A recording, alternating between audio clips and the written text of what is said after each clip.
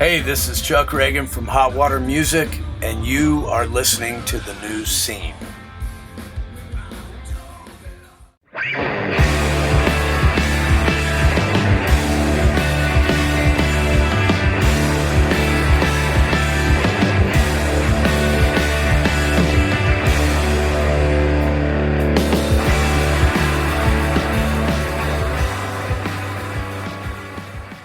Hello, everybody, and welcome to The New Scene.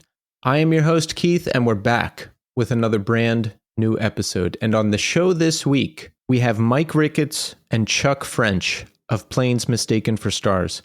I sat individually with each of the guys to get their backstory, and we also discuss a lot of Planes history and the making of Do You Still Love Me, the most recent Planes Mistaken for Stars LP that was recorded during singer Gared O'Donnell's final days. It's a very emotional and gripping story that I can't wait for all of you to hear, and that's coming up shortly. But first, here's how you can support The New Scene. Rate us 5 stars on Apple Podcasts and Spotify. Subscribe to our YouTube channel. We have a main channel with full video episodes and a clips channel with clips from select episodes. We have shirts for sale at our store at Death Wish Inc. Pick one up. It's a great way to support the show. And you can follow us on social media at New Scene Pod. Also, don't forget to support Iodine Recordings. The second pressing of the debut self-titled EP from Drought is available now to order. Join the Iodine Noise Cult Volume 4, $300 for an annual membership, or $28 a month for a monthly membership. You'll receive every new Iodine release in 2025, and there's some big ones coming this year. Jerome's Dream have East Coast tour dates in April with Psychic Graveyard. I can't wait to see them again. That's one band I always see every time they come through. And Quicksand have Northeast tour dates in spring 2025. Those are in March. Head to iodinerecordings.com, sign up for the newsletter, and you can follow the label on Instagram at Iodine Recordings. And don't forget to support our sponsor for the month of February, Equal Vision Records. Founded in 1990, Equal Vision are a staple in our scene, bringing us the latest and greatest in independent music with an unbeatable legacy roster. And here's some updates from the label. Have you checked out the new LP from New York post-hardcore band Common Sage? It's called Closer To, and it's excellent. And Berlin recently released a new single called High Stakes. And there's a music video to accompany the new single. Check it out on YouTube. May will be touring with the Rocket Summer beginning in March. Check their page or the EVR page for a full list of dates. Keonashi have tour dates coming up with Crystal Lake in March. Check their page or the EVR page for a full list of dates. And don't forget to pick up the Quicksand Hot Water Music split, Vows by Hot Water Music, and the 25th anniversary reissue of It All Comes Down to This by Bane. Those are must-listen records. Head to equalvision.com for more updates, and you can follow the label on Instagram at Equal Vision. Okay, so now we are going to speak to Mike Ricketts and Chuck French of Planes Mistaken for Stars. Enjoy. All right, we are here now with Mike Ricketts. Mike, welcome to the show. Thanks, Keith. How you doing? I'm doing great, Mike, and it's great to have you here as well. And see, I do this thing when people ask how I'm doing. I have to stop and think about it, and I'm like, am I? Am I All okay? Right. Yeah, earlier today was a little seasonal depression-y. Yeah. What am I doing with my life? Why is it December type stuff? But I got up, got showered, and I'm here talking to you now, so I feel good. And I'm glad you're here. You know, Planes Mistaken for Stars just released Do You Still Love Me, which is a fantastic record. And thank you. The last record that we have with Gared, who sadly passed a few years ago. But I'm excited to talk to you all about the band and that record and a bunch of other stuff. But Mike, first I want to ask you, how are you doing today? Oh, wow. Okay, putting it right back on me. Yeah, I guess I'm good too. Plugging along, man, day to day. You know, I think we all deal with those kind of ups and downs of life. So today was like any other Monday. And yeah, I went to work, I got my shit done, and now I'm here talking to you, drinking a beer. Nice. Feels good. Nice. Yeah. So you live in Chicago. What do you do for work? I'm a scientist. More specifically, I'm a soil scientist. So I study like microbes and fungi and carbon cycling and how plants and microbes all kind of interact together in the soil environment.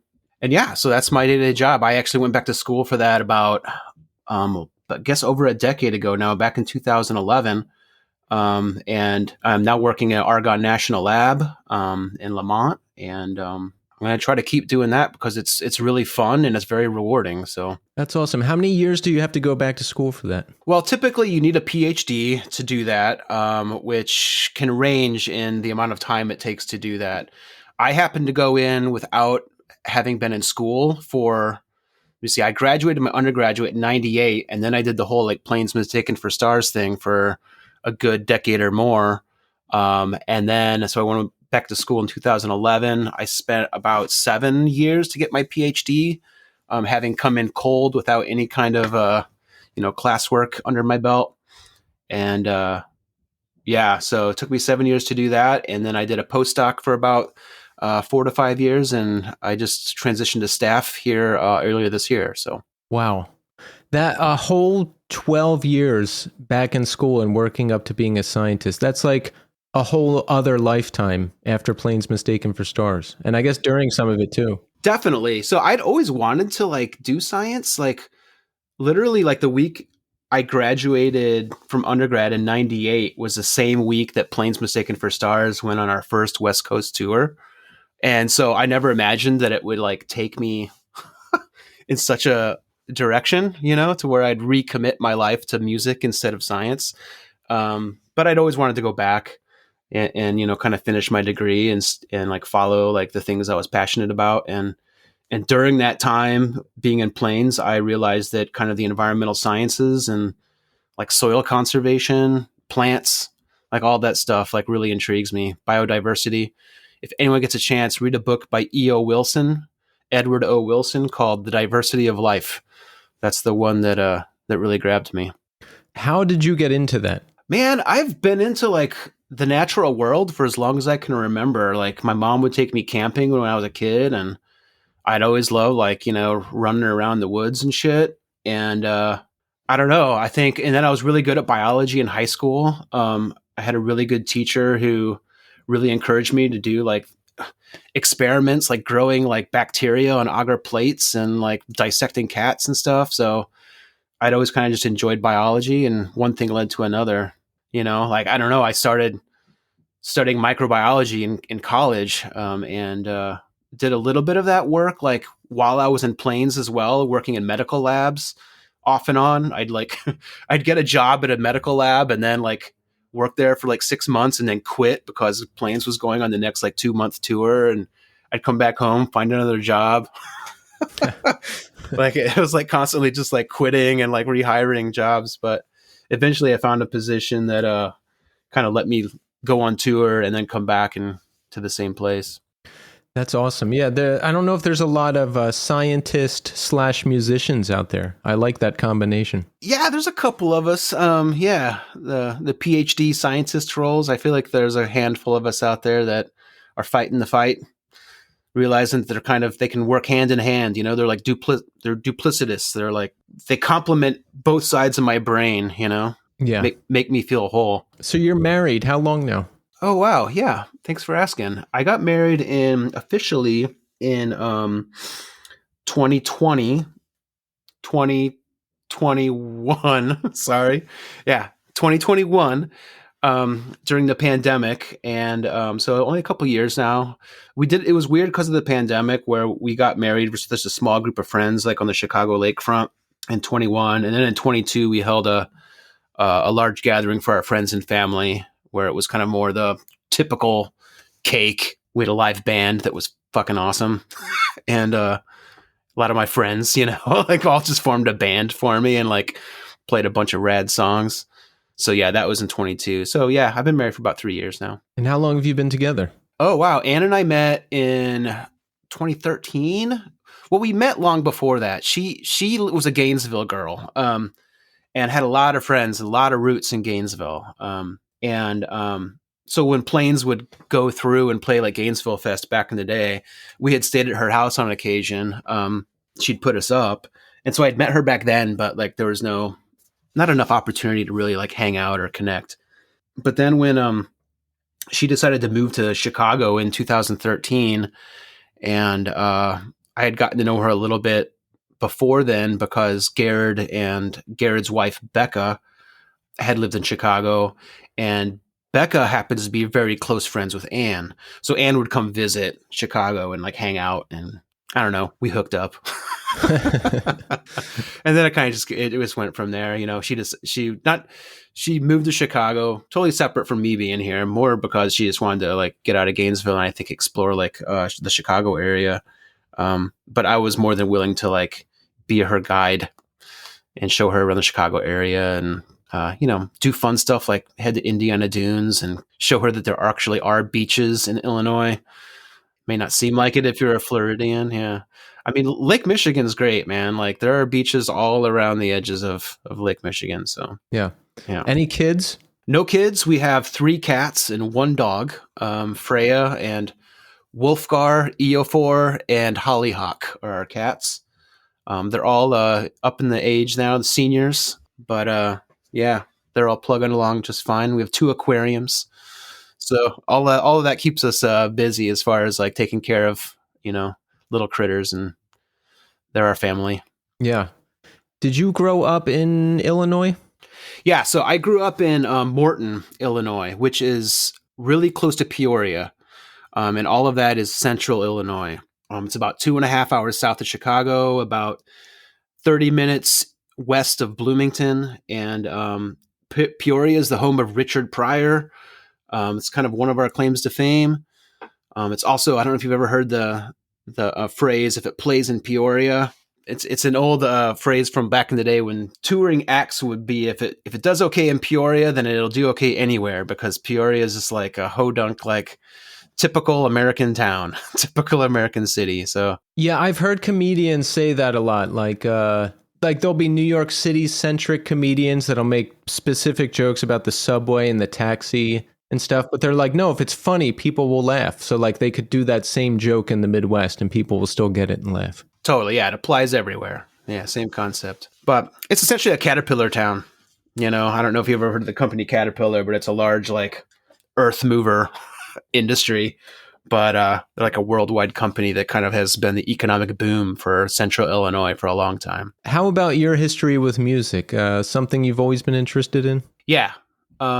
I grew up listening to music constantly. My mom was one of those people who had NPR on the radio every morning, or the classical station playing all the time. So I come from very more like classical roots, and it wasn't until like high school where I started to kind of develop my taste in like harder music and rock and roll and stuff. And then further, when I was in college and kind of met some more people and exposed me to like different types of music, especially like, punk rock, like metal, a lot of that type of stuff, like that started to broaden my horizons. But it's always been something that I've been drawn to, like as a kid. I've always loved listening to music and gaining inspiration from it and trying to like figure out how to play different instruments. Yeah, it's ingrained. My mom made me also take up piano lessons from like 3rd grade to 6th grade.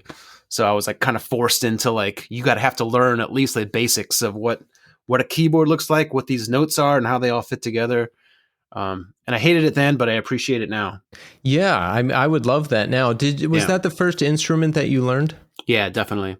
So I was on piano for about 3 years. And then essentially, when the school band program starts in 6th grade where I'm from, so my mom made us choose an instrument, me and my brother. And my brother had already been playing drums for about 2 years. So we had drums around the house, and I had played around with him a little bit.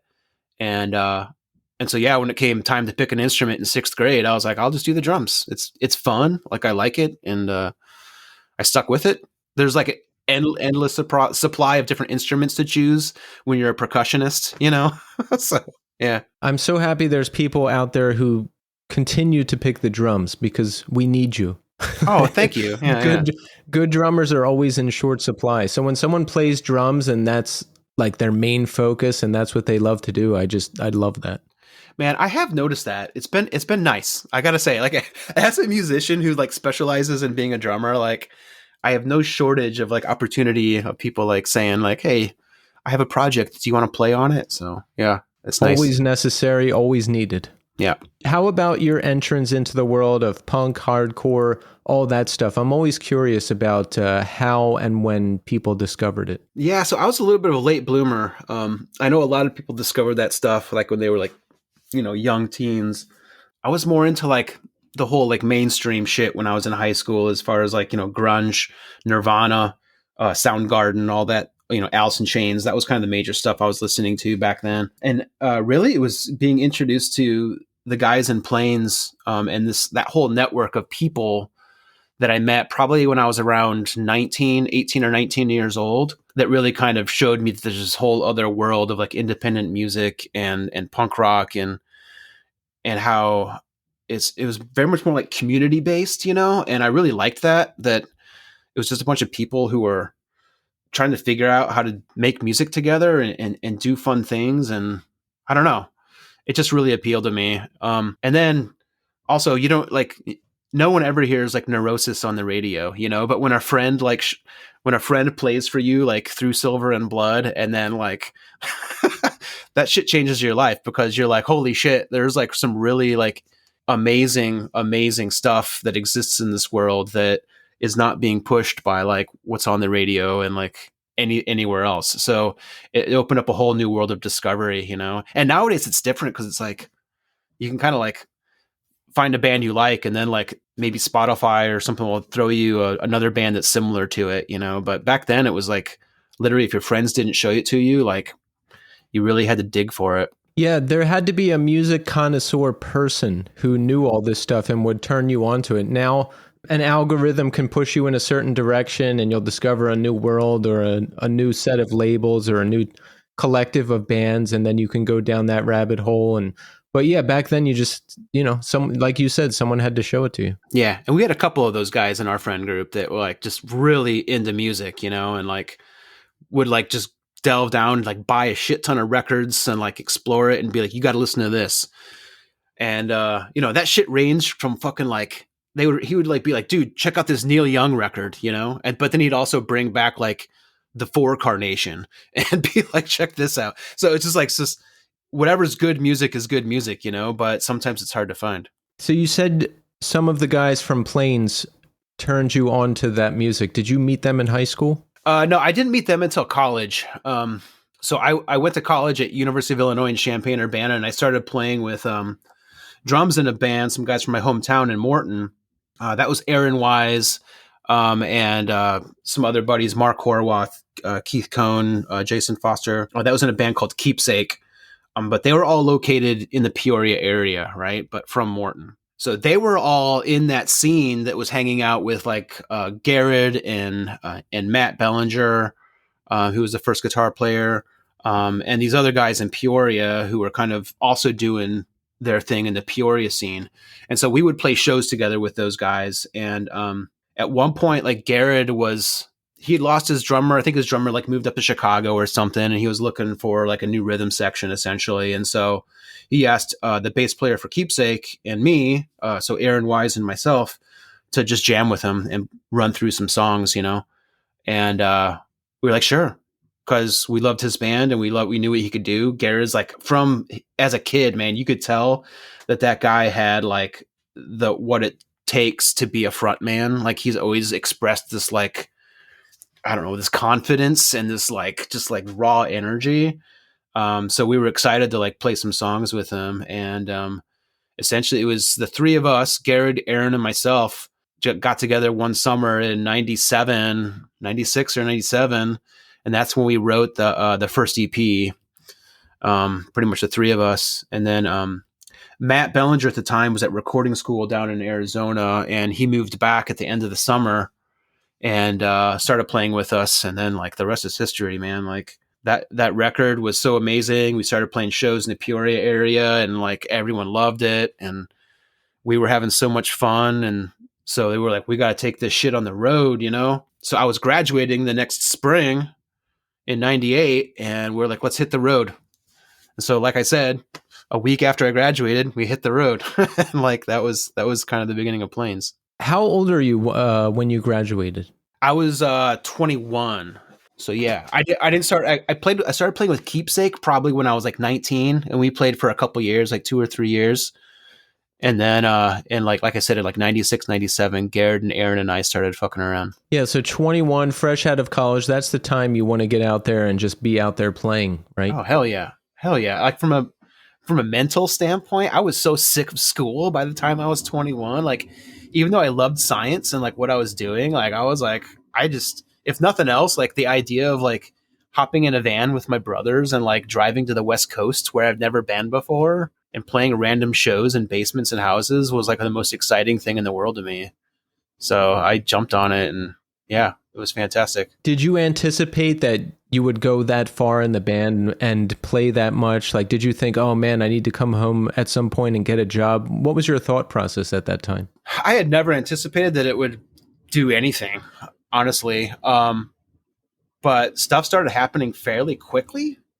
That said, I did have a job like lined up at home. I would just let them know that like, hey, I'm going to be gone for 2 or 3 weeks, and you know, when I come back, I'll work for you full time. You know, like on that first tour, I think that was when John from Deep Elm noticed us and like offered us to put that first EP out on vinyl and sign us to the label or whatever. And it kind of all went from there. And my mentality was, you know, you can get a job anytime, you know, you can, there's a million jobs out there, and maybe markets are hard sometimes, but like, I didn't care that I was kind of maybe passing up opportunities in that realm to take up opportunities in the music realm, because it was just so much more fun.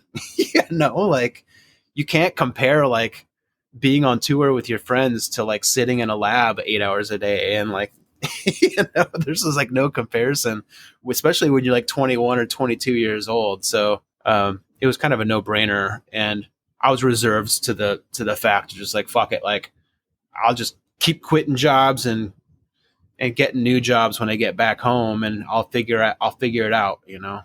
Especially like we learned to live like pretty fucking frugally. Like we did not need many resources to get by, is what I'm saying. We weren't afraid to dumpster dive. We weren't afraid to find food in weird places. We weren't afraid of that shit at all back then, you know? Right. So I guess it's 1999 around when you signed with Deep Elm? Yeah. Okay. So I remember at that time, that's around when I got into this music, and I remember there was like a pop punk thing jumping off, like Saves the Day. There was an emo thing jumping off, Get Up Kids. I remember Piebald being around a lot. I remember Newfound Glory starting to blow up. There was like a big metalcore thing happening as well. Where did you guys fit into all of that? Did you listen to or pay attention to any of that music?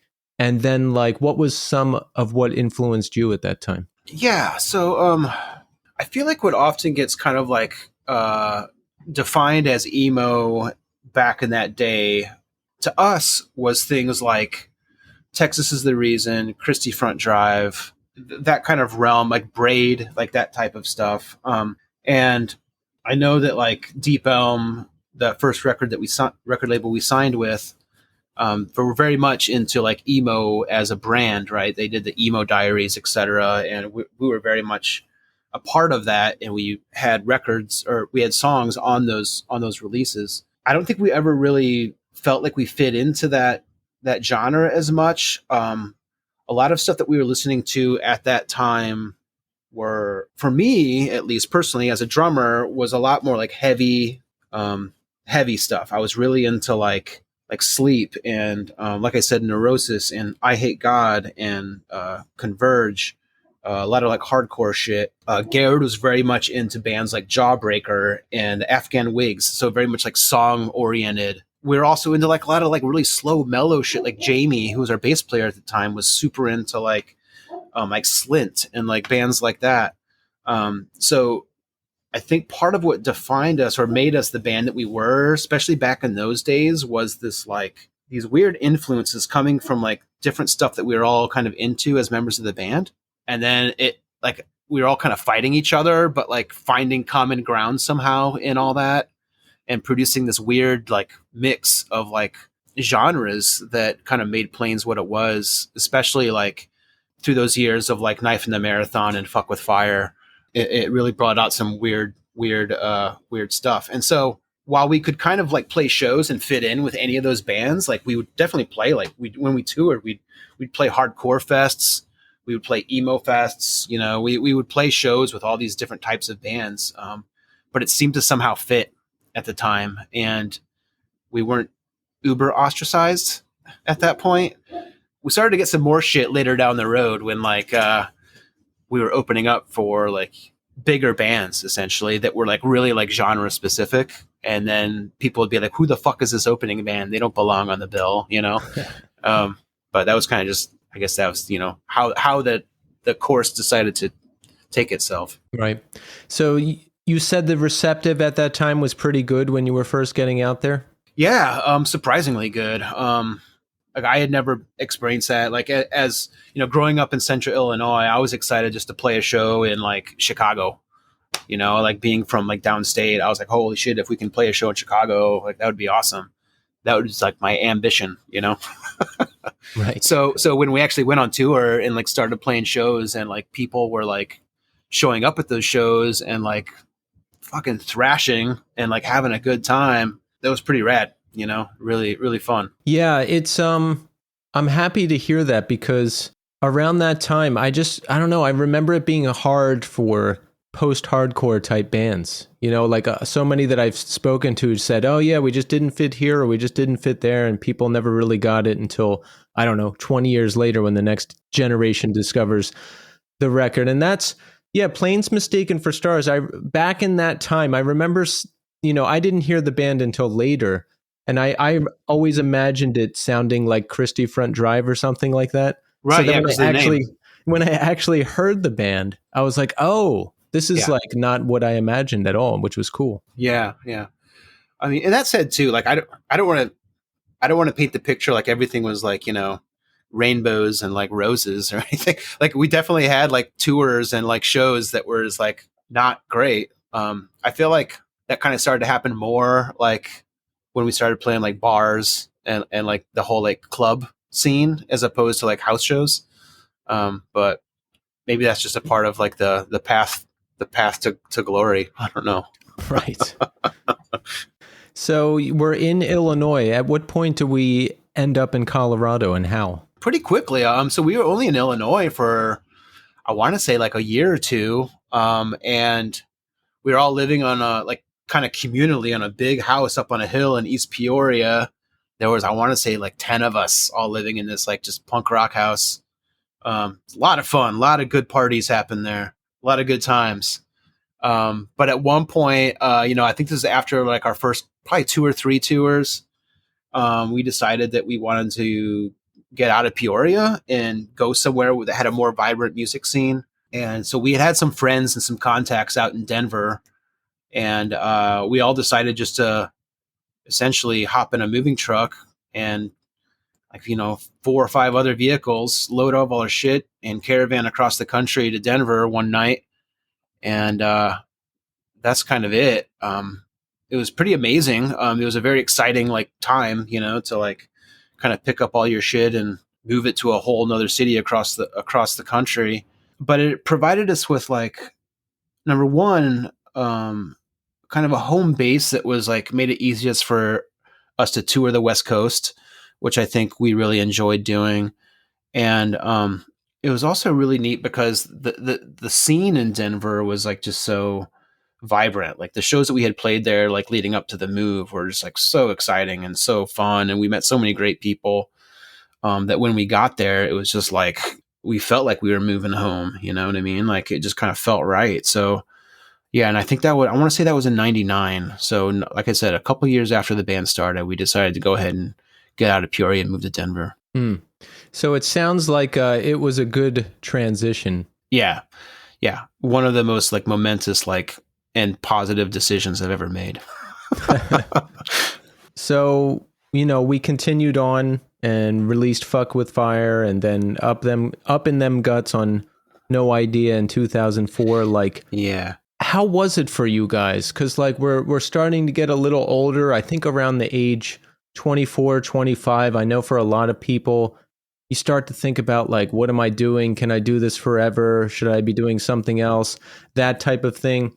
And around that time, this music went mainstream. Like, I don't know, from the time I got into it to around 2002, it looked like you could actually be in one of these type of bands and like maybe make a career out of it. We saw a bunch of bands do it. Thursday, Poison the Well, a ton of others. So it was a wild time in this scene. Yeah, totally agreed. I don't know exactly where the question is in that, but I mean, I agree that like 2004, like that kind of whole like 2003 to 2006 era was kind of a clusterfuck of like opportunity and like, are we going to be able to catch this wave and fucking kind of like be able to support ourselves finally from this, you know?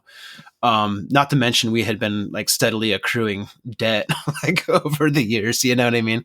Like, are we ever going to pay this down? Like, I don't know. We'll see. But it was great too, because we had been established enough to where we were starting to meet our idols. You know, we were starting to like tour with High on Fire and Hot Water Music and Against Me and Cursive and Mastodon and like these bands that we'd looked up to our entire lives, and we're finding these opportunities to open up for them. Now that said, we found ourselves in this area where we were like almost in a trap of like just being the opening band, right? So like we found ourselves like, this is great that we have these opportunities, but why aren't we headlining these tours, right? And if we want to be a part of this like whatever post-hardcore thing that's going to go somewhere, like, you know, why aren't we headlining? That's not a decision that you make as a band. That is determined by the fans, right? Like that is like, and promotion. I don't know what all goes into making a band super successful over another band. I don't know why like Poison the Well made it and we didn't. I don't know. But there are factors involved that you have no control over, is what I'm saying, right? Can't you book a headlining tour? Because I remember hearing this Steve Martin interview where he was tired of opening and someone was like, you have to book your own headlining tour and do it in these markets. And then he did that. And that's when things started to turn around. Like, couldn't you have like potentially booked your own headlining tour? Yeah. So number one, thank you for the Steve Martin reference, because that's fucking awesome. But yeah, number two, yeah, we could have done that, and I think we did at some points, especially after we did do a few headlining tours. They were obviously at smaller venues and things, and not all of them were as successful as we wanted them to be, I guess, you know. So and also time is limited, right? So when do you decide to like not do the tour where you're opening up for Mastodon and instead like we're going to headline for like 2 months, you know? So those were kind of always the decisions we were trying to make during that time period. And they were very difficult decisions because we were kind of very comfortable with kind of where we were at and what we were doing, you know? I don't know. Hindsight's also 2020 in a lot of ways, but exactly. I mean, when I was 24, I couldn't do anything. And I didn't even really get into a quote unquote full-time band until I was 24. So there was no way I could have thought about this stuff now. But me now as a 42-year-old, I would be like, even if only 5 people showed up, I would have to book a headlining tour just to like, hey, I'm doing a headlining tour. Look at me. We are to be taken seriously. Yeah, and we definitely did do some headlining tours, but like I said, you know, would you rather play like, you know, to 20 people in like a small club, or would you rather like play to like, you know, 600 people in a big arena, but you're the opening act, you know? Exactly. So anyway, yeah, I don't know. I'm 48 now. So a lot of this is coming back to is like, you know, very splotchy memory. Yeah. So how were things with the band? I mean, were we still happy with each other? Were we still happy with what we were doing? Yeah, good question. So let's see. Obviously, there's band dynamics that always happen, and stresses.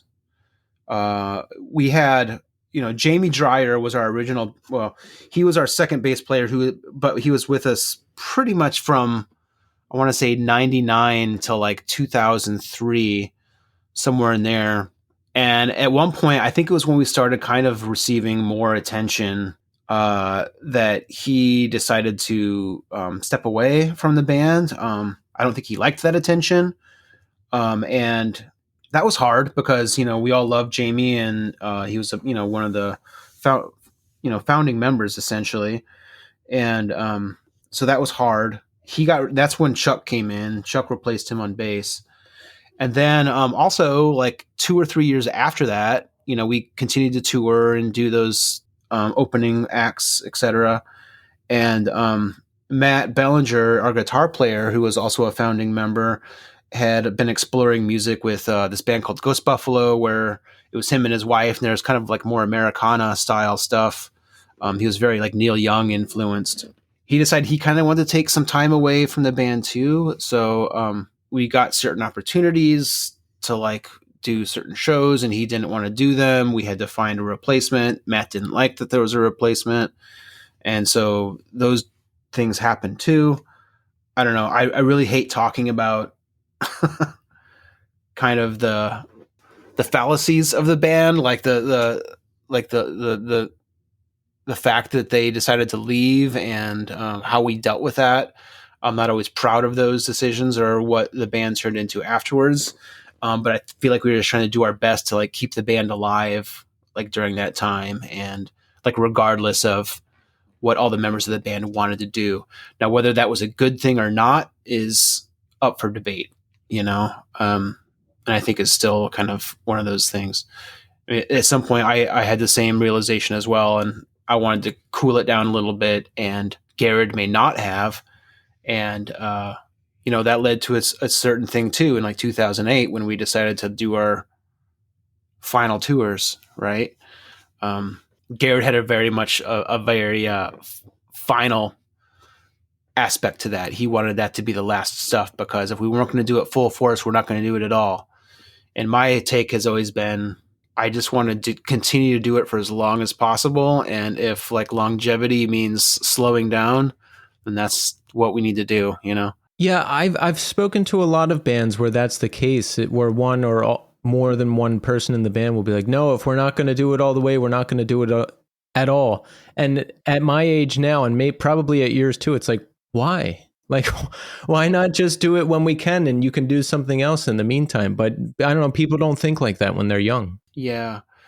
It's hard. I mean, I understand Gared's perspective from the point of view that like it was his baby. It's all he'd ever wanted to do. Like that's like that was it. He wanted to go full force with it all the time, and that was probably partially like what caused some of the animosity between the band members too, because he was very, very headstrong about that, and it's what made him a wonderful frontman and an amazing musician, but it's also can be off-putting as a co-member of the band sometimes, Yeah, I understand that. That hiatus in 2008, that was a final tour. Who made the decision that it would be over? Was it mostly Gared, or did we come to this decision together? Yeah, so that's a good question. Essentially, I came to the band at 2008, and I was like, so keep in mind at this point in time, Gared had moved from Denver back to Peoria to be closer to his kids. I also had moved back to Chicago to be closer to my mom. So I'm in Chicago. Gared's in Peoria now. Chuck and Neil are still out in Denver. And essentially, we're like, are we going to keep this thing going? And I was like, we had a band meeting. Where we're like, how are we going to make this work moving forward? And I was like, hey, like, why don't we just like cool it down for a couple of years? I'm going to go back to school. I'm going to fucking like pursue my graduate degree. You guys do whatever the fuck you want, but like, let's keep writing music and playing, and like, we'll do shows once in a while. No big deal. And essentially, this is where I'm talking about where Gared was very headstrong, right? He was like, no, fuck that. If we're not going to do a full force, let's quit. And that's what that was. That was like me saying, I don't want to do it full force anymore. And Gared saying, fuck that. So, but that's ultimately what also led to us being, in 2010 and 2012 being like, hey, do you guys want to play a show again? And we're all like, yeah. So, it all worked out, I guess, eventually, but like it was kind of a fucked up time. Yeah. Those shows that you ended up playing together again, was that an easy decision for everyone? Because you probably missed playing with each other at that point, right? Yeah, it was super easy, especially given the opportunities that we were given. Like, it's like, you guys want to play Gainesville Fest? And we're like, fuck yeah. Like, yeah, I mean, it was They were easy decisions. It was basically just a matter of us all realizing that we didn't really want to be done playing, and that maybe took like 2 or 3 years to like figure out that we were, that we didn't want to be done, that we just wanted to like have a break.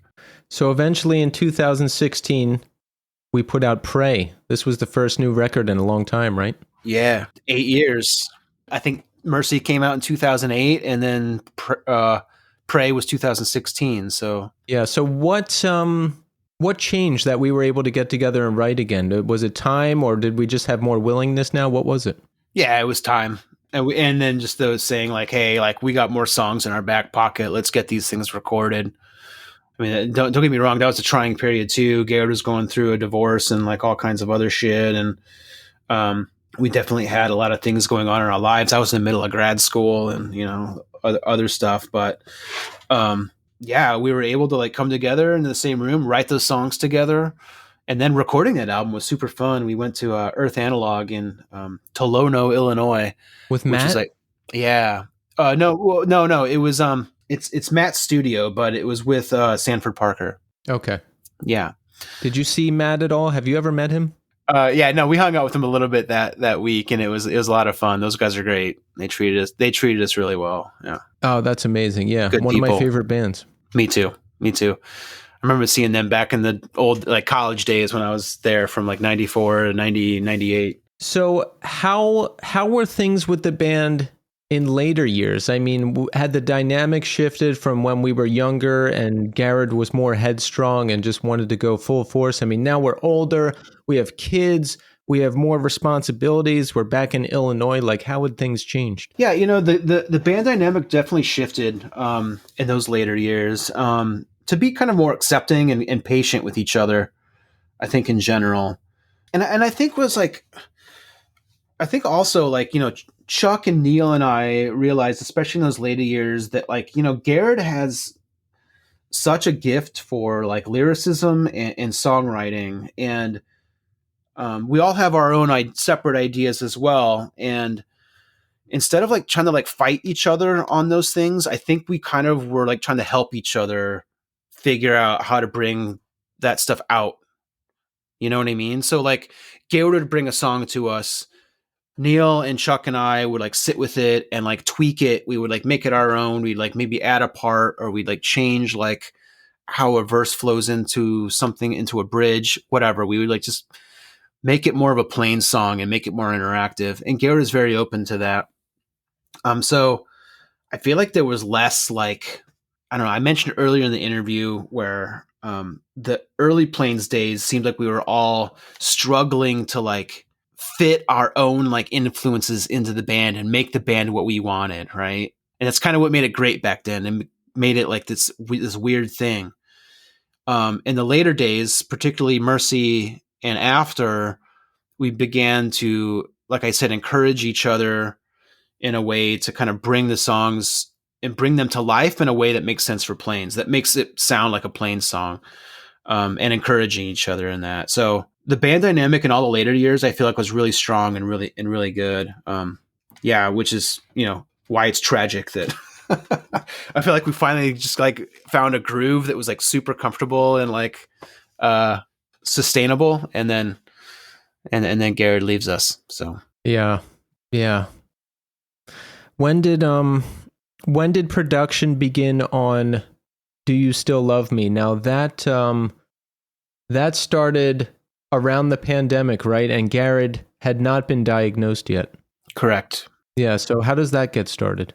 So we had been, playing shows off and on, touring here and there between after Pray and before the pandemic had started. And at some point we knew we had a couple songs together, but we didn't have very much. And Neil, our bass player, had decided that he was going to go to Gared's house and spend a couple weeks with him and kind of like, let's put a fire under his ass and like really figure out what these songs are going to be, write some more materials and try to get some songs done for this new record that we wanted to do. Cause we felt like it was time, and we had at least like, 3 or 4 like golden ones that we wanted to be on the record. And during that 2-week period was when the lockdown happened. And so Neil decided to stay there and ended up staying there for like years.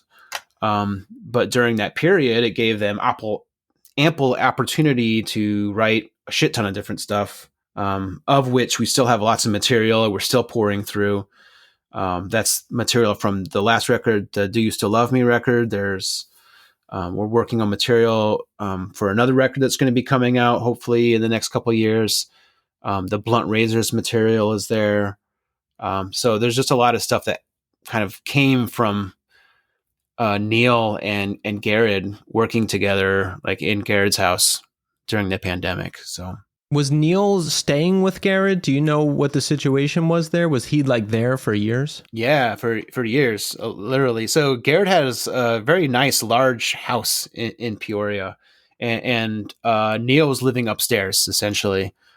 It had the rating of kind of the upstairs, and yeah, he was living there essentially from, I want to say, January of 2020 up until earlier this year. So Wow. like 3 years, I think total he lived at that house. And you know, it's also during Gared's diagnosis, it was nice to have Neil around to help Becca deal with kind of the day-to-day shit around the house, and help with the grief and all of that as going through.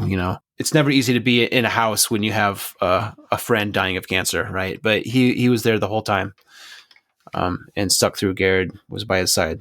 So Gared had his wife there. Did he have children too with him? Yeah, Lux and Loki are Gared's two boys. They live in Peoria as well. They live at the time they lived with their mom in East Peoria, but would visit often. So At what while they're writing, how does it work? Do they send you stuff and then you're thinking of drum ideas? Like, how does that all work? yeah, so they would like write stuff, and Neil would put like a crappy little like computer beat just to like hold down the stuff, and they would send it to me, and I would listen to it, come up with some ideas, and then multiple weekends throughout 2020 and 2021, I would drive down to Peoria with my drums and set up in the basement, and we would practice. We would run through those songs. I would show them kind of the drum stuff that I had come up with to go along with the songs that they had written. And then Neil had like some studio equipment, so we would record those drums as demo tracks, and that kind of was the framework for what became Do You Still Love Me, and more material that's still to come. At what point during writing all of this did the diagnosis come out, Gared's diagnosis? When did you hear? So let's see. He died in November of 21. So I would say that we had already written all the songs, had all the demos done. I had had all my drum tracks completed, not like recorded, but like we were kind of had solidified stuff for the most part at Gared's house in Peoria. So I want to say it was like January or February of 20. No, maybe later than that. It had to have been like summer of 20 when he got the diagnosis. And then we realized that we had to book some studio time and kind of get the ball rolling. So yeah, we booked some studio time in 21, and tried to get as much done as we could before shit hit the fan. Yeah. From what I've read, it sounds like the focus was just to work on this music. I mean, was there a lot of talk or deep conversations, or maybe we shouldn't do this, or any of that type of stuff? Like, what was going on? There was never should we not do this? No. Gared was steadfast in the fact that he's like, we need to get this done, and we need to get it done now. And like, whether I live or die, like it's good because like it puts a fire under our ass to get it done sooner. So we should just use it as an excuse to like, move things along. So yeah, I mean, there was very little discussion. There was very little question on whether or not we were going to do this record and get it completed or not. It was kind of more about the time frame of how to do it. And, as things continued to get worse and he started to feel shittier and shittier, obviously we had to accommodate, things around that. And give ourselves time to kind of deal with shit. Especially in the last, couple months of his life was we were very much not focused on mixing the record and very much focused on being by his side. You know what I mean? Like, and just like being present and making sure that as many of our friends could come and see him as possible, and be as supportive to Becca and the rest of the family as possible during the time. So we definitely had to take some months away from the recording mixing process for that. But Yeah. When he got the diagnosis, was it stage 3 inoperable esophageal cancer? Was that like what he came and told you guys? they didn't know inoperable at the time. We knew it was stage 3 esophageal cancer, and that's one of those things you look up on Google, and there's not a really good survival rate, which is always disheartening to see the facts, laid out before you. But we all had hope. Some esophageal cancer is operable.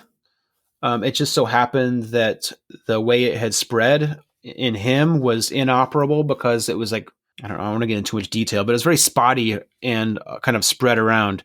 So they couldn't operate. And at that stage, it was all about, okay, chemotherapy and radiation. Can we get this, nail this thing in the butt?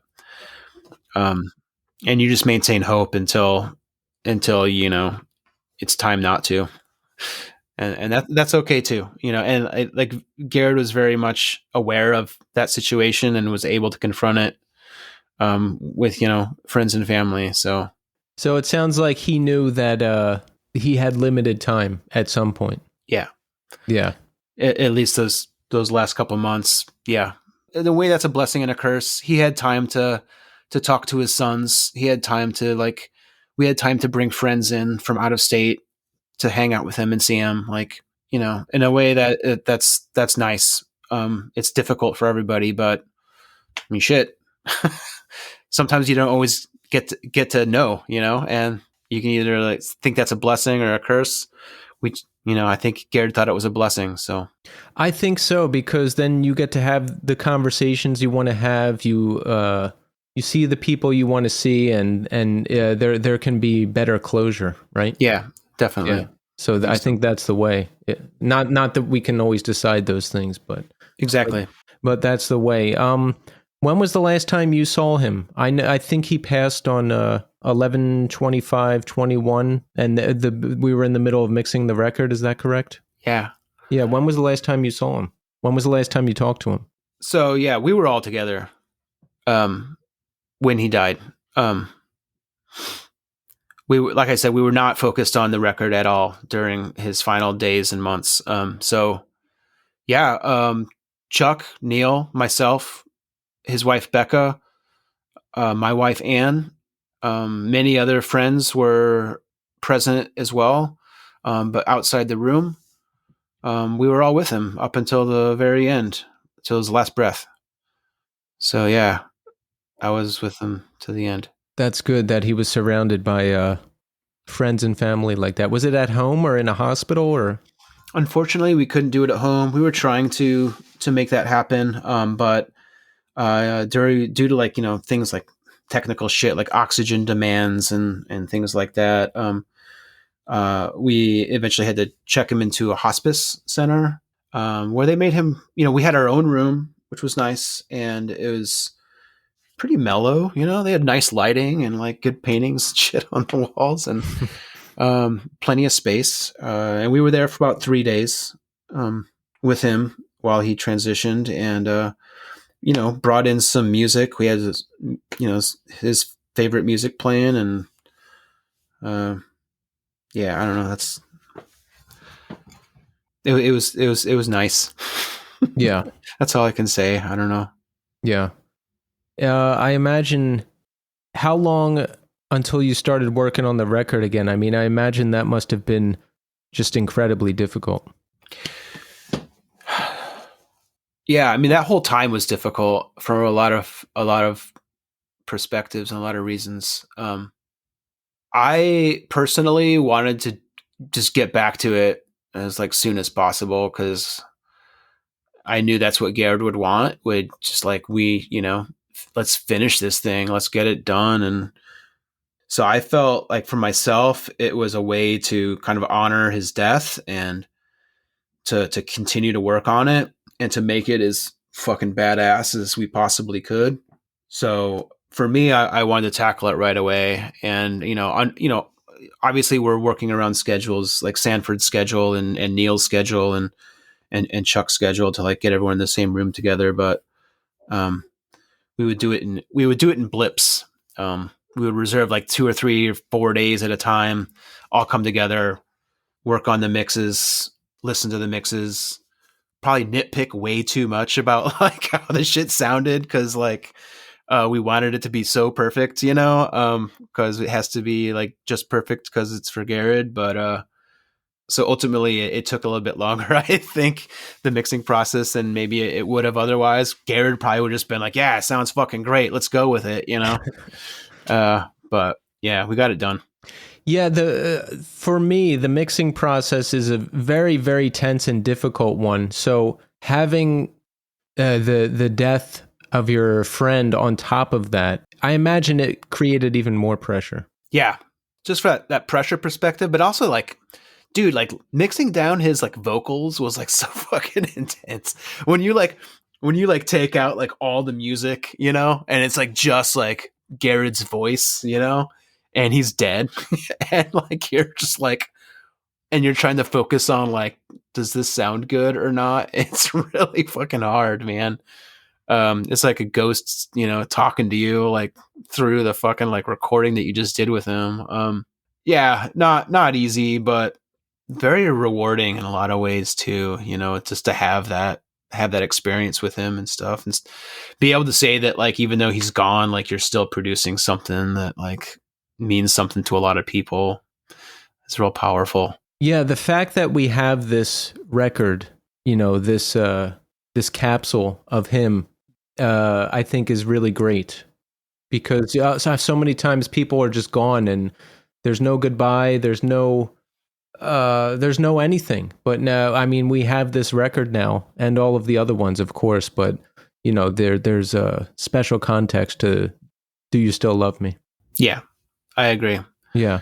And I hope it means something to, to the broader community as well. And people can appreciate it for what it is. And I hope it represents Gared and Plains as kind of the heartfelt, emotional band we've always wanted to be, Yeah. So if we're mixing in 2021, it's a few years before it comes out, because it came out, well, just recently. So what was what kind of things were we working on leading to it actually coming out? So there are a couple things. Like I said, I actually apologize for the delay, because I think like literally at Gared's memorial, we were like playing like a mix, like one of the final mixes of it. And that was in that was in like the summer of 22, I think. So we had almost gotten done with like the final mixes by then. And I'm not sure if you have seen the layout for the limited version that is essentially like a hardcover photographic book with a record sleeve in the back. So it's a very intense production of a record. Let's just say that. And Death Wish, who put the record out, did a wonderful job of putting together this beautiful like item that kind of represents beyond what we ever expected it to be. Our initially we were just like, we wanted a gatefold and like maybe like a thin like booklet with some pictures in it to go along with the gatefold. But like Jake and the guys from Death Wish were like, let's make a hardcover photo book of all these memories of Gared and all these things from Gared's house and all these beautiful like things. And we'll put a sleeve in the back of the record for the record to go. And it'll just be this very unique and very like beautiful, like piece of music history, and I'm fucking stoked on it. Like that is to say, that's what took so long. It's not easy to lay out like a fucking 90-page photo book. You know what I mean? So, yeah, I think you have to, for this record, like you have to take the time to do that, right? Yeah. I Yeah. mean, we all talked about it, at length, and, it was frustrating at points of time where like, oh my God, I just want this thing to be out and done with. But, seeing the final product, I think it's really a something to behold and, well worth the wait. That's great. That's great. Now that it's out there, how do you feel? Have you heard from a lot of people? Are you happy? Like how is it from your perspective? Yeah. It's a good question. I've been listening to it for 3 years, so like none of it's new to me, and I am hearing a lot of feedback from friends that are really appreciative of it. I hope it is getting exposure, like I want it to get. It's hard to tell because I'm in a bubble, like all I hear about is, I'll hear like all my friends and Facebook and my social media community is like talking about it, but that's because that's my bubble. And I have no idea how much exposure it's getting outside of our community. I do hope that, people who may have not been Plains fans in the past, can find it and appreciate it as well. And, cause that's the end game, right? I want Gared's memory to be as huge as possible, right? I want the entire world to like know that he existed and to see what a beautiful person he was, and to share in that with us. So part of me is a little concerned that I want it to make sure that it gets the amount of exposure I feel like it deserves. And it's just hard to tell from my perspective whether that's happening or not, but yeah, everything I've heard has been positive, but that's like people talking to a member of the band. So who knows whether that's true or not. Exactly. When you're the person in the band, it's like, wait, who can I find that doesn't know me or doesn't like me? It's like, who's like totally objective and like has never heard of Plains before. I want that reviewer, Yeah. What was the last show you guys all played together with Gared? Do you remember? Oh man. Oh shit. God damn it. I don't know if I do remember, and that's kind of sad. I want to say we did Sounds of Animals Fighting tour back in like 18 or 19. And one of my greatest regrets now actually is that Plains decided to do a European tour, primarily in the UK, but I think they played some shows in Norway and some shows around other areas as well. And I had just gotten a job as a postdoc at Argonne at the time. This is 2019. And so moving forward, it was like, I wanted to make sure that I was starting this career as a scientist, and I wanted to make sure that I was not holding Plains Mistaken for Stars back by not being able to do shows and take certain opportunities. So this was the first time ever that I had encouraged the band to find a drummer who could do it without me. And so we picked our great friend, Mike Johnson, who was in a band called Del Rey from Chicago for years. He was also from Peoria and used to play in Gared's high school band, Dismiss, with him back in the day. So he's an old friend, fantastic drummer. I knew he could do it. And I encouraged him to do that tour in 2019. And those were the last shows that Plains ever played live, was with Mike Johnson in Europe, as far as I'm aware. Which part of me is like, I'm super stoked that like Mike Johnson finally got a chance to play with Gared again. And like, that's kind of beautiful in its own way. But also I'm just like, oh man, I can't believe I missed that last tour. Right. After fucking like 20 years or whatever. But, that's life. Exactly. What happened to Matt Bellinger, another tragic event in the history of the band? Yeah. Matt has a unique story. Like I said, he decided to leave the band back in like 2006, 5 or 6, to pursue other musical interests. He had played with, multiple other bands since then as well. And, was a great guitar player living in Denver. He had always been interested in drugs and mind altercation and exploring kind of that realm of humanity. it got the better of him after some time. I mean, he had been like that since I met him in the late 90s. I mean, together we have done our fair share of illicit substances together. And at some stage, he just kind of went down that rabbit hole of the harder shit, and it just grabbed onto him a little bit too much, and he found himself living on the streets. We would try to find him at times, but it got to the point where no one knew where he was at. Some people would know that he was in Denver somewhere, but not be able to find him or keep track of him. And so that it was like years like that, and it was very sad. So that's when I found out that he had killed himself. Then I wasn't like super surprised, but it was still like very hard to like wrap my head around the fact that this kid that I had spent, 15 years of my life with and toured around the country with, like, went down this road that I couldn't follow or even understand, and then took his own life. Yeah. So it wasn't like an immediate loss because I felt like I had lost him long before he had actually died. But it was hard in its own way. Yeah, I understand because I've had a lot of those same struggles. I'm still involved with that community through recovery. The circumstances never make it easier. Like, thank you for that, man. Like that's great. It's really nice to hear that you still contribute to that. yeah, I do.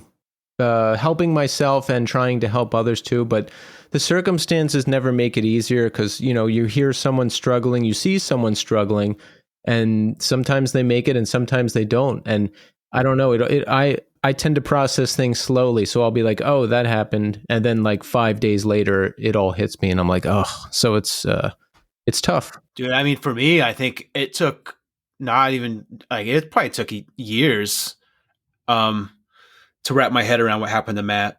Like I remember like hearing about it and like not even shedding a tear at the time. And then like, but it's been like slowly hitting me in waves like over the years. I'm like, holy fuck, like what the fuck happened to Matt? And I'll like start crying out of nowhere, like, yeah, it's just weird.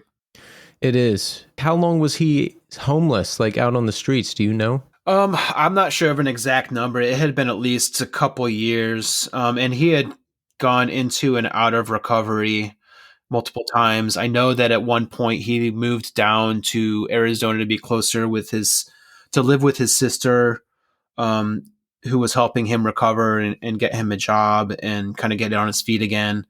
And he was doing really good there. And she did a wonderful job, I think, helping him. His son lives in Denver and, he wanted to be closer with his son. So he moved back up when he thought he was okay. To be closer with his son and be more of a good father. And then I think he just, got wrapped up into the same old shit again. And that was it. I wasn't close enough to it to be able to comment specifically on what happened through those years, but that's my understanding of the situation. Yeah. Right. For me personally, when someone is in the throes of that, I just stay away because there's nothing anybody can do. Like there really isn't. And when I was in that state, I wasn't listening to anybody, and nobody can make the decision. Like the person has to make the decision for themselves. That's it. Yeah. And that's hard to accept as a close friend, right? And family, because it feels hurtful, but it's also like, it's not like malicious on his part, at all. And I understand that, but it's just so hard to watch happen. Right. So how about the future of, Planes Mistaken for Stars? I know you mentioned that there's more material with Gared that we're potentially working on. I've read that we're thinking of having guest vocalists come and maybe still do something live. Like, tell us what's going on. Yeah, so we definitely have another album in the works. How it's going to be released, we're still a little unsure. It could be like a double EP or maybe like a double vinyl, or we're not sure exactly, but we have a good like collection of like 12 to 18 songs that we're still playing around with, that have a mixture of, Gared's vocals, Gared's guitar, both. Some of them have just choruses or just verses. But we're thinking and I already have put drum recordings on that stuff, so it's definitely in the works. And how we deal with those songs, as far as like bringing in guest vocalists and stuff, is still remains to be seen. But there will be some of that, I'm sure, involved that needs to happen just to make those songs kind of complete. So that'll be a fun project. And like I said, I hope we get started on that in earnest next year probably, and have it out in the next couple of years. From a live performance perspective, I think we're still trying to wrap our heads around what that might look like, and if we can handle it emotionally and logistically. Logistically, it's difficult just because no one's voice sounds like Gared's voice, and asking someone to sing plain songs is a tall order, I guess. So there's that. We have, reached out to a few people. Actually, one of Gared's sons, Loki, has been playing bass and guitar and learning some of the songs too. So maybe at some point we can get him to hop on stage with us and do some of this shit. But then, from an emotional standpoint, it's just like wrapping our heads around trying to do it without him and what that would look like. And if it needs to be a single show and just get up there and do it and be done with it, or if it needs to be like a tour, and then what each of those things might look like. I don't think we're going to be ready in the near term to put like anything like that together, but that's not to say that sometime in the next few years we won't be ready to do something like that. We're kind of we'd like to leave our options open at this stage and not disappoint anybody, but not make any promises. Let's just put it that way. As they say, more will be revealed. I think in these types of situations, things happen that just kind of set the path for you, Yeah, exactly. Yeah, I think that will happen. If I see signs from Gared or from wherever that like something needs to happen one way or another, we'll just keep following that path, Yeah. That's a good question. Have you ever gotten a sign or something you think from Gared? I kind of believe in that stuff. It's hard to, but I kind of believe. Like, I had a friend it was a friend I got high with, and he died of an overdose. And we used to always play Xbox, to like video games. That was our thing. And I came home the night he died, and the Xbox turned on by itself. Oh shit. And then I turned it off, and then it turned on by itself again. And I unplugged it. I wish I would have just like played or seen what was going on, but I was like tired and weirded out. So I dismissed it. Like, have you ever gotten anything like that? I want to say yes, because I feel like the answer is yes. But I can't remember a specific thing, because I feel like moments kind of come and pass that like are very like moving and remind me of him. Certain memories, certain smells, things like that happen all the time, right? Like certain things that are just like so just ingrained with like those memories and that person. But yeah, I don't have a specific instance. Yeah. I know what you're talking about though. And I love that when it's like a core memory gets unlocked through a dream or a smell or just something you completely forgot. I love that. Totally. Yeah, me too. Well, Mike, I just want to say thanks for coming on the show and doing this. I love the band. I hope everybody's doing okay. And I encourage everybody out there to check out Do You Still Love Me? And the rest of the band stuff if you haven't heard it. So Mike, this was great. Thank you so much. Man, Keith, I really appreciate the opportunity to talk with you. Your questions were awesome. And so I just really appreciate, you opening up the conversation for us.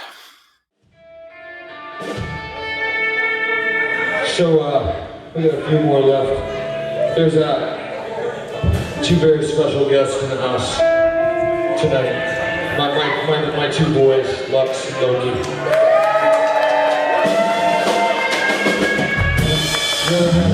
Really all of our boys. Uncle Chuck, Uncle Mongo, Uncle Neil. Anyway, Lux and Loki, this next song is for you. I guess I never really thought that you'd get to see us play. It's a little past your bedtime, but it's a very old song. about holding on to dreams and holding on to wishes and just forging ahead. I hope that's what you do. All right, we are here now with Chuck French. Chuck, welcome to the show. Thank you. Chuck, it's great to have you here. You have a great history with Planes Mistaken for Stars, and we just put out Do You Still Love Me, the final record with Gared. And I spoke to Mike earlier this week, and I'm glad to have you here now too, to get more of the overall story from the band, and we'll discuss all that, Chuck. But first, I want to ask you, how are you doing today? Riding the waves. Yeah. It's all right. I'm okay. Okay. Yeah, I just feel okay lately. Like nothing's technically wrong, but I don't know, winter time, getting dark earlier, it's taking a toll on me this year. Do you feel that? Absolutely. Yeah. Where do you live? I live in Denver. Okay. Did you move out there with Planes when they moved out there, or were you there already? I moved out after they all moved out here. In 2003 is when I moved out. Okay. Where'd you grow up? I grew up in Massachusetts. So you grew up in Massachusetts. Wait, first let me ask you. All right, you're living in Denver now. What's your family structure there? Are you married? You got any kids? What's going on? Yeah, I'm married. I got 2 kids. My daughter is 19 and my son is 14. And there's my wife in the back. You can kind of see her. I see you. Hey. Nice. Did you meet her out there in Denver? I did. She's from Providence, Rhode Island, actually, which is kind of funny. But we met in Denver. Nice. Yeah, I'm in Brooklyn here, so I have affinity for any of my Northeast people. So growing up in Massachusetts, where in Massachusetts? Central, kind of between Worcester and Boston, like 25 miles away from Boston, basically. And have you always been interested in music? Yep, ever since I can remember. Yeah. Since being a little kid, yeah.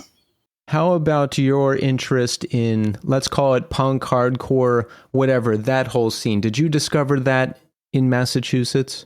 I did. Through a friend of mine named Chris Prendergast. He turned me on to some punk rock shit that he got from, there was like 2 punk rock kids in the town where we grew up. And he had a couple of tapes that he gotten from one of those dudes. It was like Skate Rock Volume 2, and then there was like a tape that had like a Misfits record on one side, and then on the other side was like, I think, Suicidal Tendencies' first record. So that was kind of like the intro. And skateboarding, we used to go to Boston and skate with older kids, Yeah. How about, did you like go to local shows and discover stuff around there back in that time? There wasn't really any local shows where we lived. We somehow found out about Suicidal Tendencies playing in Boston at the Channel. And we took the train out to the city. I think we got a ride from like Chris's dad or something. And we took the train to the city, and Slapshot was opening for Suicidal Tendencies, and it was terrifying. It was terrifying. Yeah, around what year was that? Probably like 1986 or 87, probably 86. Yeah, a Slapshot show in Boston in the 80s must have been insane. It was fucking scary. It was awesome though. It was like very exciting and very, very scary for us because we didn't have anybody to like show us around or tell us what to do or any of that bullshit. You play guitar in Planes Mistaken for Stars. Did you start out on guitar when you started playing instruments? When I started playing music, I think my first instrument was a saxophone when I was in like 4th grade. And then just kind of fucked off for a little while. The teacher I didn't like very much, so I didn't really learn the saxophone. But around like 7th grade, I like got my mom to buy me a guitar from somebody that was like I was in school with. I bought it was like a Grand Prix or some kind of guitar like that. So how did you start playing in bands? Did you just start playing locally with people you knew? Like, what was your experience there? Well, in like 7th or 8th grade, my friend Chris and I and our friend Victor, we started a like kind of like a band, I guess. It was like, we didn't really know what the fuck we were doing. And like for like a bass guitar, we thought that was just like, loosen the strings and that's the bass, And so we're like, trying to figure out Black Flag songs, and it was pretty funny. But I started jamming with people later in high school that were more into like metal, like Judas Priest and shit like that, AC/DC. But I never really got serious about it until after I got out of high school. I was my roommate, Rich. He was in a band, and so I used to go to his band practice all the time and just like hang out with those dudes and like, watch and I used to practice a lot. So then I just, I made a flyer that said like a guitar player looking for a band. And I wrote down I listed like 50 bands, and I said, if you like half of these bands, give me a call, And so I put that up in some like music stores in like Worcester. And I met a bunch of people and started playing with some bands out there. Is that high school or after high school? I was after high school. I was like 19, 20, 21, Okay. And during that time, like, what is your life like? I mean, did you have any idea of what you wanted to do or where you wanted to go? Like, did you want to do music full time? Did you think about any of that stuff? Like, what was going on with you? When I was in high school, I wanted to go to, I really wanted to go to college in California. I wanted to go to UC Berkeley and study music there, but my grades were terrible, and my school was just like, the guidance counselor was just like, you just got to get on and get out of here, basically. There was no like, I didn't have a support system. My family, none of my family had gone to college or done anything besides like work in factories or, work for like blue collar jobs, basically. Yeah. So not the biggest encouragers of arts from my family. Yeah, same here. I would have been the first one to finish college had I finished, but I did not. I dropped out to tour with a friend's band. So, hey, there you go. Rock and roll college. That is the way. That is the way. So you're in Massachusetts. Do you end up in Illinois, or do you go straight out to Colorado? Like, what happens? Well, I was playing in bands through the 90s, around like 97.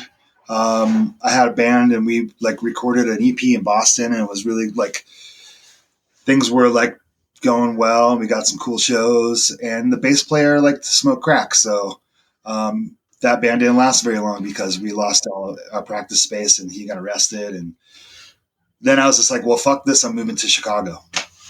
And I left Massachusetts and moved to Chicago and did the same thing. I made a flyer that like said, I like all these bands. If you like some of these bands, give me a call. And I got a call from this dude that was from Peoria, where Plains was from. And he and we got a place to live that we could practice, and we got band practice, and we can have like parties and shows. And we started a band together. And that's when we got Plains, because he had grown up with all those dudes. So Plains came to the house and they played a show. And that's what happened with those dudes. Had you heard of them before that? No, I hadn't heard of them. Other than my roommate and our bass player was also from Peoria. So they were all like tight with all those dudes. And they were like, you gotta get Plains this and Plains that. You gotta fucking see Plains. And I was like, cool, dude. I don't know. Like, whatever. I just want, So we had this massive party. We had some really killer parties, so we had this party, and Plains came, and they were on tour with this band, another band from Peoria called Nemonon, which was like fucking both like, first Nemonon played, and they were like fucking scary because they were like a gigantic dude playing the bass.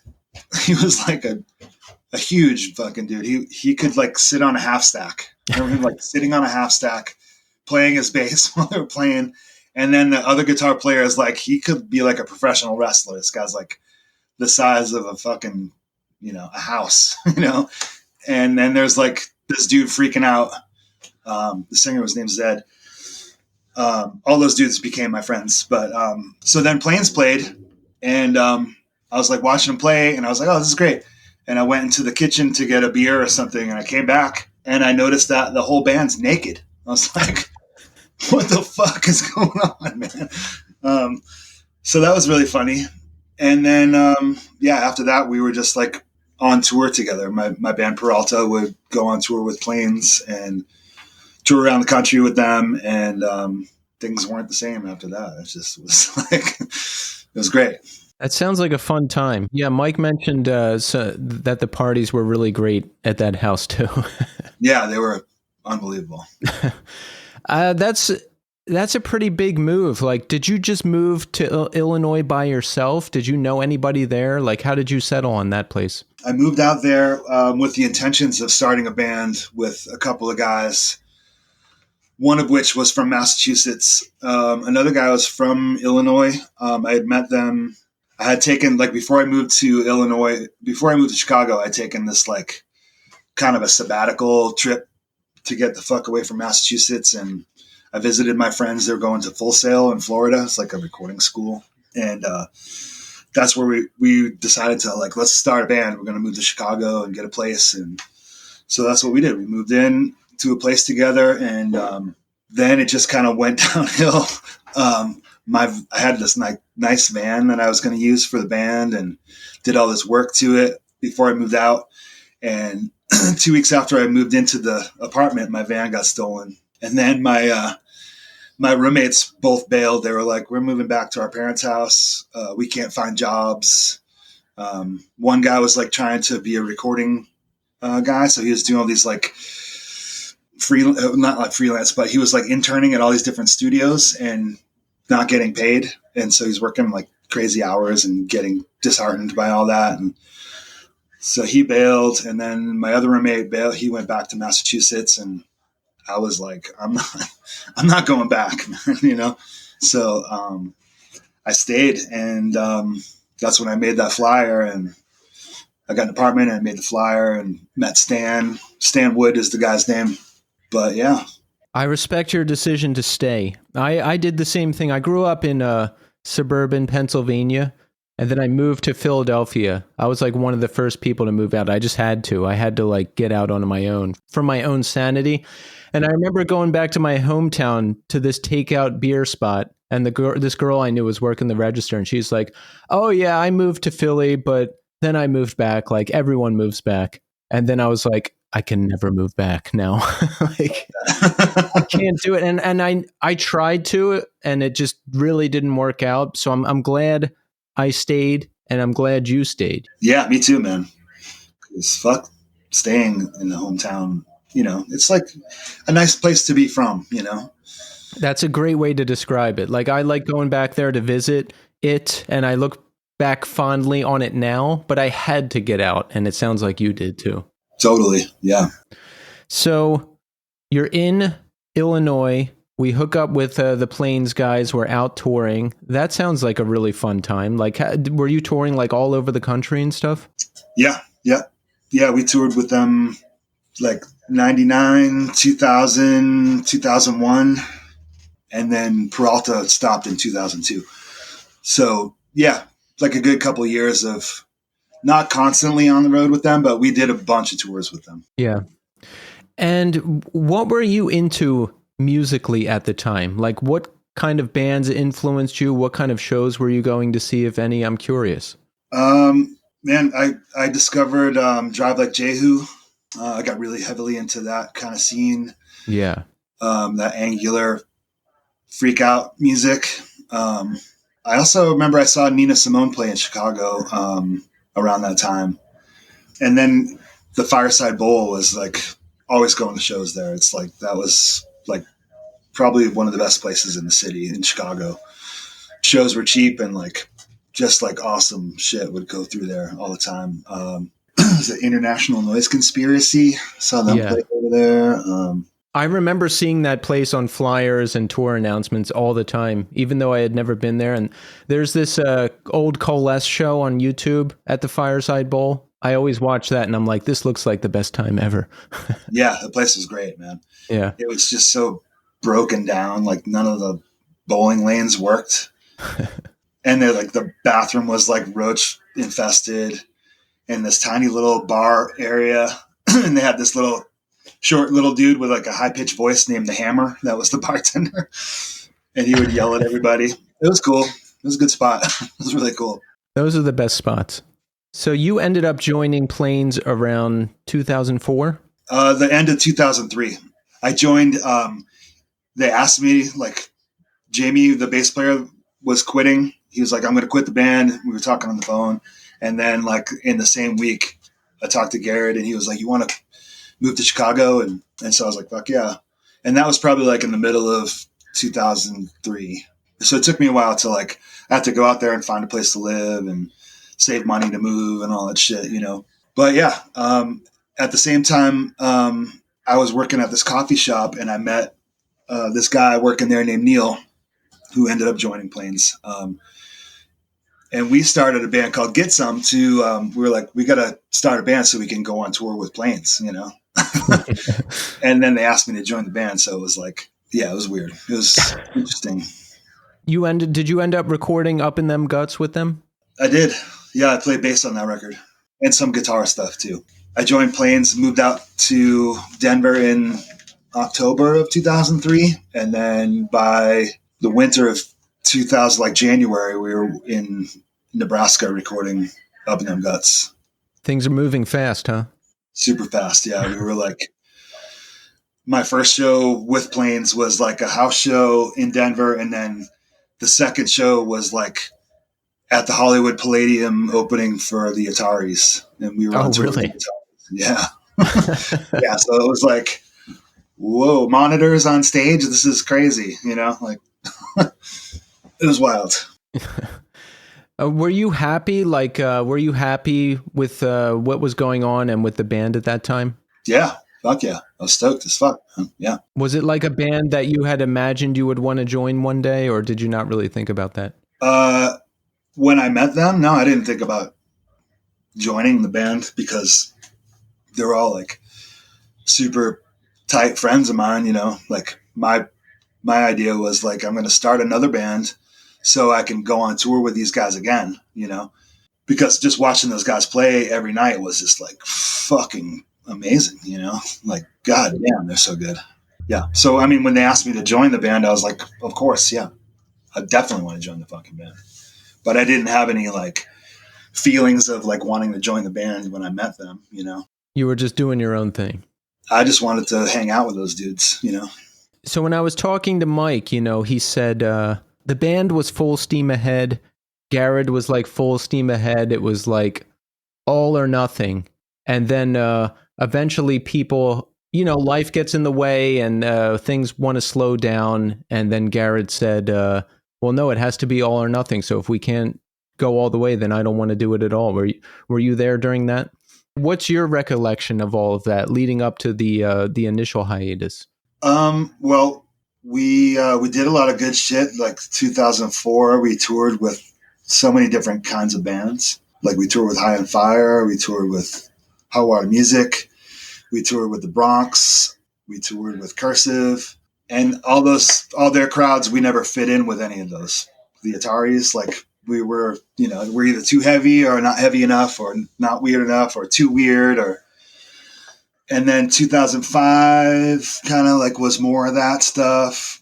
Matt quit the band to, Matt was a guitar player. He quit the band to pursue another project called Ghost Buffalo with his girlfriend at the time.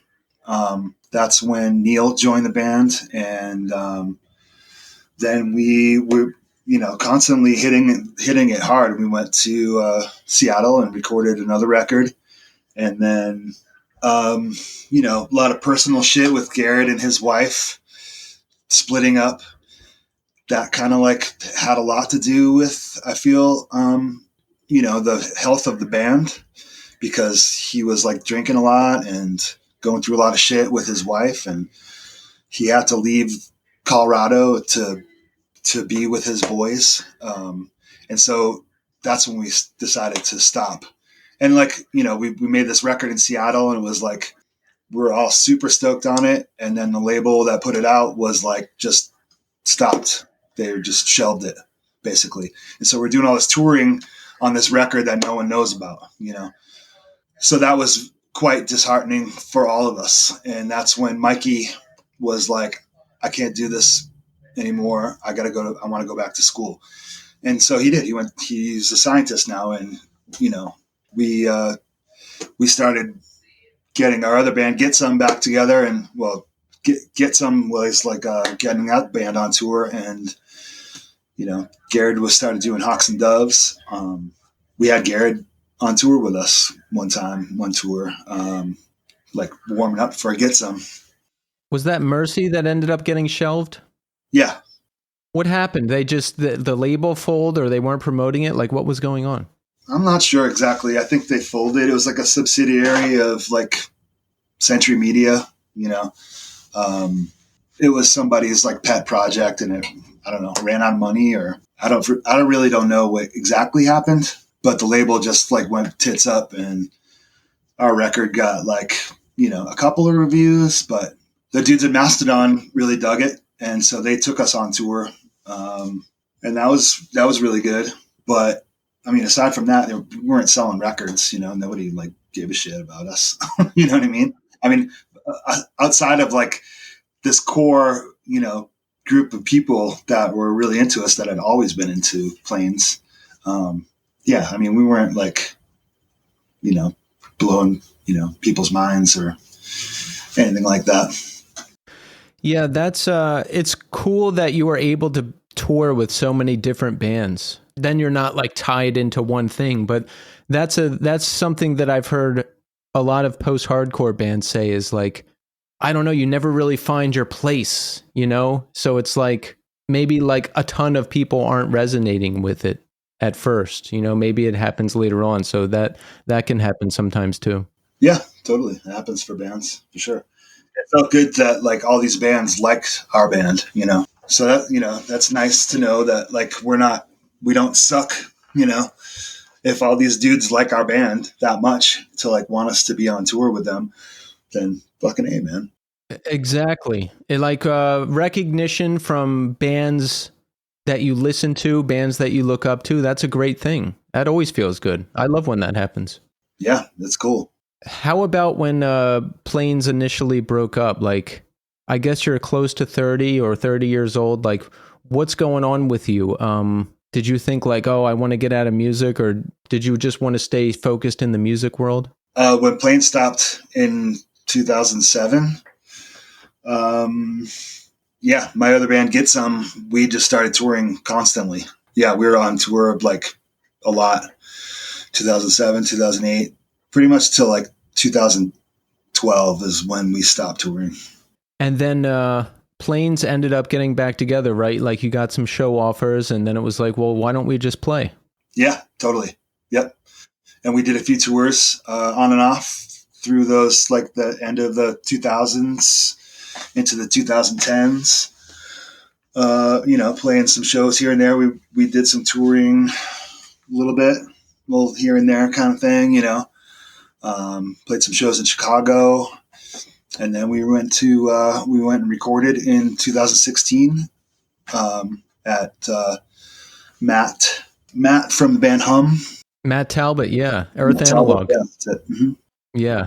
How was that for you? I'm like a Hum fanboy, so I love any Matt Talbot related stuff. Yeah, man, me too. I love Hum. I saw Hum and Swerve Driver play together in Boston in like before I moved to Chicago, and that was fucking awesome. But yeah, that was great. It was like secluded, like super small town out in the middle of nowhere outside of Champaign, Illinois. I guess REO Speedwagon used to like practice there or something in the 70s. So that was kind of cool. Yeah, it was great. It was a nice place. Super fun. And putting out a new Planes record for the first time in 10 years, that must have been pretty exciting, right? Yeah, absolutely. It was great. It was exciting as fuck, man, you know? Yeah. Got to play all kinds of loud amps and have a good time with my buds and sleep in a studio for a week. It was great. Those are the best times. Yeah, absolutely. So Planes continued on. Now I know work on Do You Still Love Me began in, I guess, right before the pandemic. That was, but that was before Gared was diagnosed, right? So was it you that initially went out there with Gared and you guys started working on new material? No, it was Neil. Neil went out to Chicago. His parents live out in that part of the country, and so he went out there, and then he was like, "I'm going to go to Peoria and light a fire under Gared's ass to like write music." And he went out there, and then the pandemic happened, and he was like stuck there, you know. And he decided to stay, and they recorded so much fucking music. They just wrote music all the time. They made all those songs for the Planes record. They made 2 records worth of Blunt Razors songs. And there's still like another 15 songs probably. We're going to try to do something like Gared has vocals on some of them. Some of them have like just a chorus. Some of them have like a couple of lines and a verse. But we're going to try to get those songs going and get some guest vocalists to fill in the blanks. I think that's the plan for those. But yeah, that's how all that shit went down. Yeah. When did how did it work? Like were you in Denver when those initial songwriting sessions were going on? I was, yeah. Yeah. So what happened? Would they like record and send you stuff and you would, like figure out what you were going to do over it? How did all that work? That's exactly what happened. Yeah. They would send me shit, and a lot of the stuff Gared had put like tons of guitar stuff already on it. So it was like an extra challenge for me to like mix parts that fit in with Gared's things that he already had written, and there was some songs that didn't have any guitar, not as many guitars, I should say. But yeah, it was a lot. They just kept sending me shit, it was like, but at the same time, it's the middle of the pandemic and there's nothing going on. So it was weird to write music like that. I've never done that before. Usually we're all in the room together, like hashing shit out. But yeah, doing it here at home, it was, it's comfortable because you're at home, but it's like I miss being in the room with my bros, Yeah. What do you do like outside of music, like for your job and to get by and stuff? I'm curious about how life was different for you during the pandemic or not. It was, everything just stopped. I've been a bartender in live music venues and restaurants, just all kinds of, from like fine dining restaurants to like shitty rock clubs, basically, for like, all my adult life, basically, from like from the time I turned 20, 21 to I retired from bartending now a couple of years ago. So, yeah, like I went to work one night and my buddy, who was like my associate, my colleague, my bartender buddy, I was like, went to give him a hug and I was like, oh, we were both like, man, we should just like touch elbows, cause it's the pandemic or, shit's getting weird. And then the next day, everything just shut down. So it was fucking, everything just stopped. It was like no work, no band practice, no shows, no touring, nothing, outside of that. Like I guess I'm an artist, but I don't like make a living doing that, like making paintings and stuff like that. So you're a painter? Sometimes I like to make stuff. Yeah, I was doing that. And now I repair tube amps and guitar pedals for a music store. I do that and occasionally play guitar with bands. That's a great skill to have, repairing tube amps and guitar pedals. It's a skill I have to often pay for someone else to do. Yeah, it's kind of a dying, I wouldn't say art, but it's like not many people repair tube amps these days or electronics in general. I just started doing it because I was like building guitar pedals. I got into that and someone at the music store was like, hey, do you want to learn how to fix amps? And I was like, yeah, I kind of always have wanted to do that. But so I went out to Chicago and took some classes, like a crash course amp repair class, and built an amp. And I built a little like Tweed Deluxe combo kind of clone thing. And it's like, I fucking love it, man. It's a super cool amp. I love that. I would love to be able to like fix my own guitars and amps and building pedals. I'm still fascinated by. Like I've had Kurt Ballou on the show, who we know he makes a lot of gear, and Will Putney I had on recently, who's helped make some gear. It just seems like fascinating stuff. Yeah, it's definitely it's like a whole different world. Like learning a different language and all over the fucking place. It's cool. So could you make an actual pedal? Yeah, I've built many pedals. Thanks with the help of Kurt Ballou. Actually, he helped me quite a bit. Oh yeah. Yeah. Yep. Were you like with him and he showed you how to do it, or do you consult with him? Like, what's the deal? I started building stuff, and then I think, Converge came through town, and I went and hung out with them, and I was like, hey man, here's a pedal for you, to Kurt. And he was like, oh, this is rad. And then a couple of months later, I got a box of stuff in the mail, and it was like, he had like developed the circuit that I gave him a little bit, and like sent me all this, like a box full of parts and a completed pedal and all this stuff. And so we had just like started emailing back and forth, and I made a pedal called Gene Hackman. And I probably made like a couple hundred of those gradually, like little small batches. I used to take them on tour and sell them at the merch table when I was playing with a band called Woven Hand for a while. And I'd sell them on tour in Europe and stuff. And yeah, it was cool. Definitely fun stuff. I like that. I just bought the God City overdrive pedal too. In fact, it just came in the mail today. So radical. That's a funny coincidence that we're talking about that right now. Hell yeah. Do you have it there in front of you? Yeah. Hold on a sec. I'm going to show it to you. All right. It's called the Jugen Distill. Oh yeah. All right. There it Fuck is. Yeah. Yeah. Awesome. Do you love it? I have not tried it yet, but I'm doing this. I'm in a really heavy band, so I'm stacking overdrive pedals to try to get like the most obnoxious and awesome tone. So I have a way huge green Rhino, but that's like more of a fuzzy rock sound. Okay. I need like something heavier, so I'm gonna try this. Awesome. With my I have some Earthquaker overdrive pedal. I can't remember which one, but what kind of amp do you play through? I've got an Ampeg V4. Oh fuck yeah! Yeah, Nice. with a custom Emperor cab. Oh, dope, dude. Yeah, so I'm actually taking the V4 to get serviced soon because it needs it. So yeah, those amps are great. They just they can be costly to fix. Yeah, that's so much. Yeah, that's what I'm afraid of. But listen, that's part of the deal, right? Fucking A, man.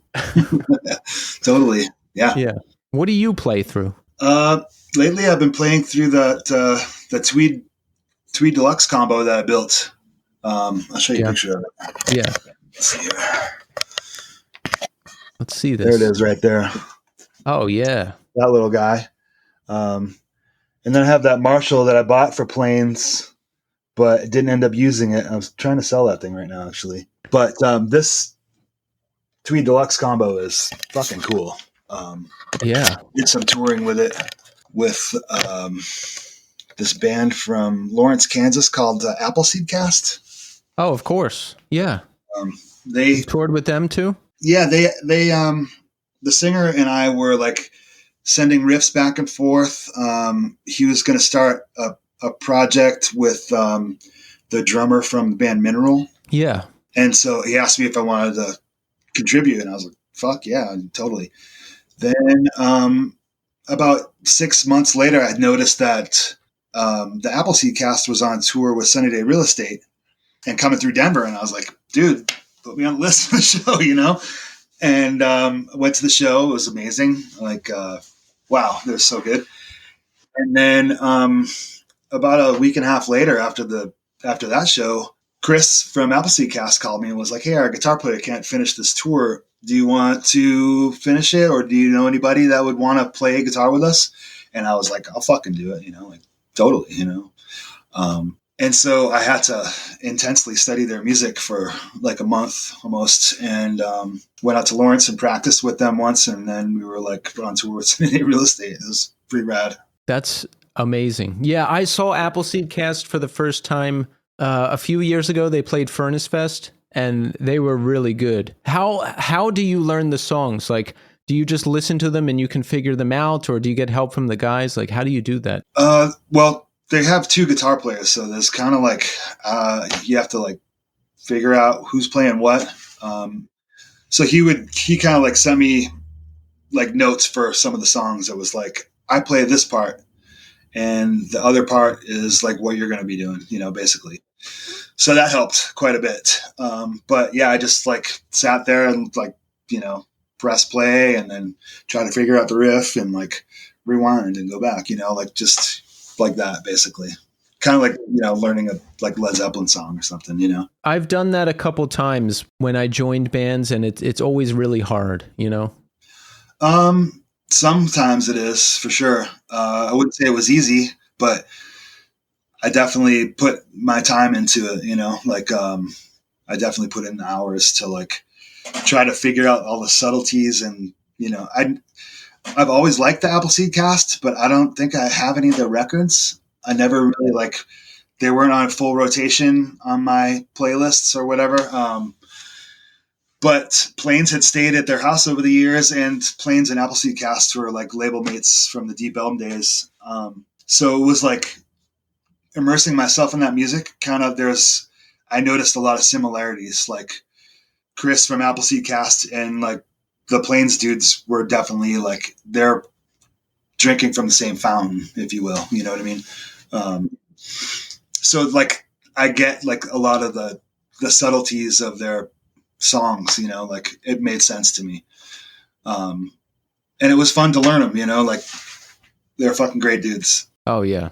Yeah. And what a tour to be a part of, Appleseed Cast and Sunny Day. Yeah, seriously, it was unbelievable. So while Plains is recording Do You Still Love Me, at what point do you get out there? Like, did you hear about Gared's diagnosis and then like everybody decided to get out there to record as soon as possible? Like, how did it go down? Let's see. Gared got diagnosed. And then a few months later, I went out to just like lay my parts down that I hadn't, like stuff that I hadn't quite finished up here. A lot of the stuff, I think it's like half of the stuff I recorded here and half I did at Sanford's place in the city in Chicago. And then, recorded all that stuff. And then, it wasn't long. By the fall, Gared was like really sick, so I had been out twice after I recorded to see the dude off, Yeah. Yeah, Mike described that he was there at the very end, I think he said, and like everybody was there. Were you there too, like at the end? Yep. Mm-hmm. Yeah. I mean, I imagine that must have been an incredibly difficult experience. Yeah. Yeah. Yeah, that's one way to put it, for sure. It was difficult and beautiful. I'm glad I was there. I'm really glad I was there. Yeah. It's just it's good that we had this album to focus on, right? Because it's like, if you're just sitting around, I'm the type of person where like, if something like this is going down, I'm like, I need to do something. We need to do something. I can't just sit and think, or I'll drive myself crazy. So it's like, it's good that we had this album to focus on, something to work on together, and something for Gared to leave us before he's gone, right? Like, how do you process these things? Like, do you like to stay busy? Do you like to stay focused? Yeah, I mean, I love to. I love to stay busy, staying focused. Sometimes it's not so easy. It's fucking intense, dude. It's, we were like super tight dudes, so just like knew each other for a long time. Yeah. Probably like 20 years, I think. A little over 20, 25 years, been in a band, living in vans, being in all kinds of fucked up, weird places around the world together, you get to know dudes like that better than your girlfriend or your wife, so yeah, it's intense, because it's a hell of a way to live with people, It's like when you're in a band, you're like, you got 4 wives, three other wives or 3 other girlfriends that like know you better than your fucking girlfriend, man. Like they see you, in your best, they see you at your worst, they see you when you wake up in the van, with a hangover, and they see you, when you go to bed, fucking at the top of the night, it's like, yeah, it's great. It's something I would never trade anything for, Yeah. How are you doing with all of it now? I mean, now that Do You Love Me is out, and has it brought back a lot of feelings? Like, how are you doing with everything now? It's day by day, that record. I can't say that I can listen to it or even like look at it, it was like, it's a lot of work that went into it. A lot of emotional ties to it. Yeah, I mean, I'm proud of it. Definitely proud of it. It's an amazing record, and the songs are great. But yeah, I don't listen to it. I don't really listen to any records that I've been on. Just because it's like they are. They're like things that they're kind of like your children. You create them and you like let them free into the world. They're not mine anymore. After you record the song, it's not your fucking song anymore, man. It belongs to the listener, and it affects people differently. It can affect people differently than you intended to as a writer, so yeah, that's kind of where I'm at with it. It's incredibly difficult, it's been a fucking hard couple years, Yeah. Yeah. I take the same approach with things I create. I don't tend to sit around and listen to them, because I don't know. I'm just like, no, it's out there. It's like you said, it belongs to the listener now. And then if there was this huge emotional component on top of it, that would make me not want to listen even more. So I get it. Yeah. I mean, it's like, there's still, a batch of songs that we're trying to like finish, and so having to deal with those is another thing to deal with. But the record, I'm like amazed. It came out beautiful. The artwork's great. Jake really did an amazing job sorting it all out. And it was like, I couldn't even really be there to like sort through the artwork because I just couldn't fucking do it, man. I just couldn't fucking do it. Yeah, because it's a whole story, right? There's memories and pictures and all this stuff. Like Jake and you guys really wanted to take the extra time to put together this special packaging. Yeah, it's kind of like all that stuff is like a picture of what was going on, where it all came from. Basically, it's like where all that shit came from at the time, and then there's some old planes pictures in there too that show what the fuck this is all about, basically. Do you remember the last show that you played with Planes and Gared? I remember it very well. Yeah, tell us about it. It was in Oslo with our good buddies called Wolves Like Us. It was at this really small, like kind of a cafe upstairs. We got some weed last minute, seconds before we played, and we ran upstairs to smoke it, and it smelled the whole fucking place up. And so that was fun. But weed in Norway is not cool. Like, you get kicked the fuck out of the country for getting caught with it. So it was an amazing show. It was like, I think I broke strings on all the guitars that I had, and I was using one of those. I was kind of bummed on the amp that I was using, but it was like one of the Wolves Like Us guys's. And so I felt bad about complaining about it, but it was like one of those like all-in-one, like tiny little things, like it has tubes in it, but it's, I don't know, wasn't my Hughes and Kettner, that company at all? No. There's like a real fancy little amp simulator, not simulator, but yeah, it was, I don't know. It was fine. It was cool. Tiny little ass stage. Gared was rolling around on the floor. It was a sweaty mess. It was awesome. It was a perfect last show. Yeah. That's awesome. So we have Do You Still Love Me out there right now. So we definitely want people to check that out, right? For sure. Yeah, check it out. Has there been any discussion about Plains ever playing again? Yeah, we've talked about it. We have talked about it. Gared's son, Loki, is learning guitar, and I'm trying to get him to learn the songs, to learn his dad's parts. As far as playing any of these songs live, it would have to, it would take a lot of work as far as like getting the three of us together to practice and then finding somebody else to be the fourth guitar player, or the fourth member, I should say, to play either Gared's parts, or I'll play Gared's parts and then somebody can play my parts. But when I joined the band, I had to learn all the bass parts, and then Matt left, and so I had to learn all Matt's parts. And so now I guess I just got to learn Gared's parts. I know. I don't know if you can hear my cat. I hear the cat. Yeah. He's over here. I see the cat. There he is. Nana. He wants to go out. I love that we have video now so that we can see all this stuff. Yeah.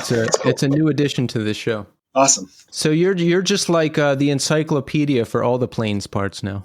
Kind of, yeah. Yeah, totally. I just need to learn the drum parts. I could never be a good drummer like that. That good of a drummer, I should say. Yeah, I'm. That's my least experienced instrument, and I leave that to the experts. Right? Totally. Yeah. Well, Chuck, I just want to say thank you so much for coming on the show.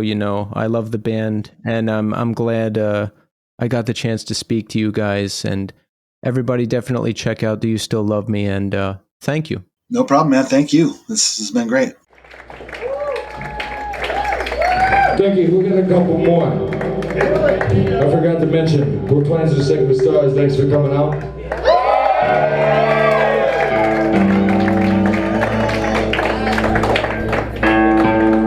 Appreciate it.